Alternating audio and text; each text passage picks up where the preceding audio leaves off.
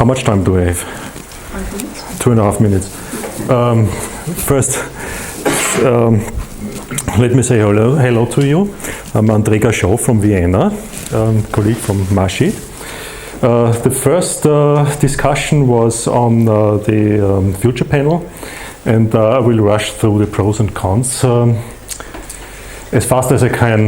The pros, we identified that you can get a good focus on the political opinion by means of this process, and you can get an overview on the political process. And on the other hand, you are rather close to the political process, so a TA itself can raise awareness for certain issues you think are important, so you can add some different aspects. The cons are obvious. The TA practitioner, himself or herself, has to be some kind of expert. And we are dealing in this process with high-level experts, and these experts tend to dominate the process on the other hand, and if they are not successful to dominate the process, they are rapidly getting demotivated. So you can lose the experts in this process. On the other hand, you have to put some control on the process itself. One other, it's not a con, it's more a challenge. You have to get some high-level quality control. The challenging derived from these statements, from the first discussion. Firstly, the managing process. You have to manage experts and politicians which are coming from a whole different world as you are coming. Normally, and we are coming. You have to keep them engaged during the whole process, which can be a rather long time. And due to the limited availability, they are not really reliable. Anders mentioned that in the morning. Another challenge is if you are using different expert working groups, you have to make sure that there are tight connections between the results of and the outcomes of the expert groups. You have to make sure that you have a continuous communication process going on between the managers themselves, and this can be rather challenging. And due to the complex process and because of the fact that it's a trans-European process too, which increases the challenge, it's not the best process to start with. So you have to be, you need some experience, both in participatory processes and in scientific thinking. So it's a process rather, it's better to do it from a bigger institution. Not a small institution won't have the competence, maybe. So, what could be a complement or a complementary aspect?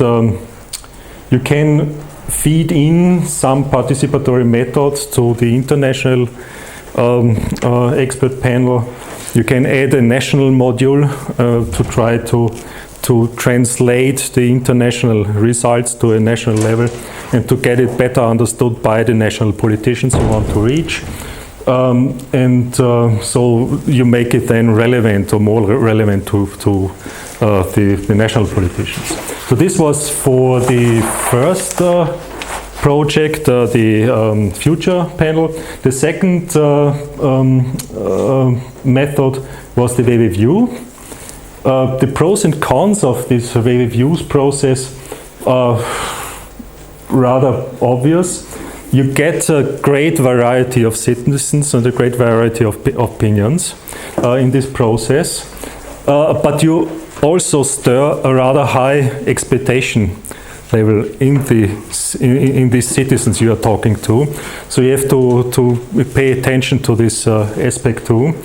And if you only concentrate on the quantitative, on the voting, on the quantitative part of this process, you get short-term simultaneous results of a great number of people, so you can handle it by statistical methods. So it can be some kind of statistically relevant. The cons for this method: the qualitative results you can't mirror in this process. You have to add some kind of qualitative module to this process to get the qualitative results some kind of usable. I said it in the beginning, you are steering high expectations and you have handled it in some kind. That means that you have to inform the citizens and the participants in a proper way what will be done with their opinions, what will be the results, how will they be represented in the project result and so on. And will it be, for example, will it be part of a political decision or so or not? Yeah? To sum it up, this process is rather costly and resource, especially time consuming, consuming in terms of human resources. The challenge is, one challenge are the cultural differences, and you have to keep them in mind, because if you do it over whole Europe or beyond European borders, you get especially a very different opinions by people. And on the other side,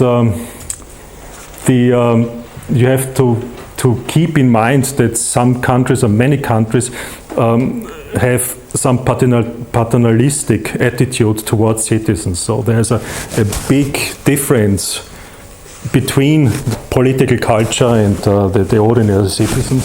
So you have to manage that in some kind to get them closer together. So it's surely a challenge to integrate the citizen opinions into the political process, into political decisions. If you don't manage that, you have to inform them that it won't be done and it won't be part of this project. Another challenge is, of course, the overall management. It has a long time preparation phase. It has needs a lot of people during the process. It needs a certain time afterwards and so on, preparing the reports. But a specific challenge within this preparation phase is the preparation of adequate and balanced and independent information material. So not too much, not too less information, not too complicated, not too complex, and on the other side not too oversimplified, for example. So you have to engage certain people who are used to write the proper language, for example. We as a scientist, we are normally not able to use and write this language.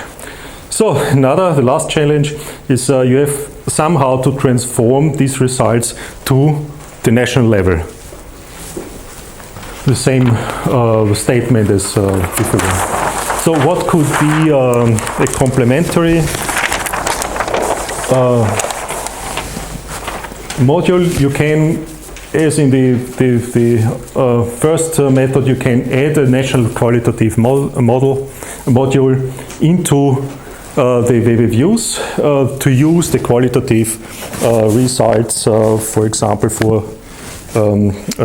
guiding the local politicians. And on the other hand, you can regard these WeViews as kind of an end point of an ongoing activity in a certain research field. So by preparing, for example, some expert studies in advance. So this was it. Thank you very much.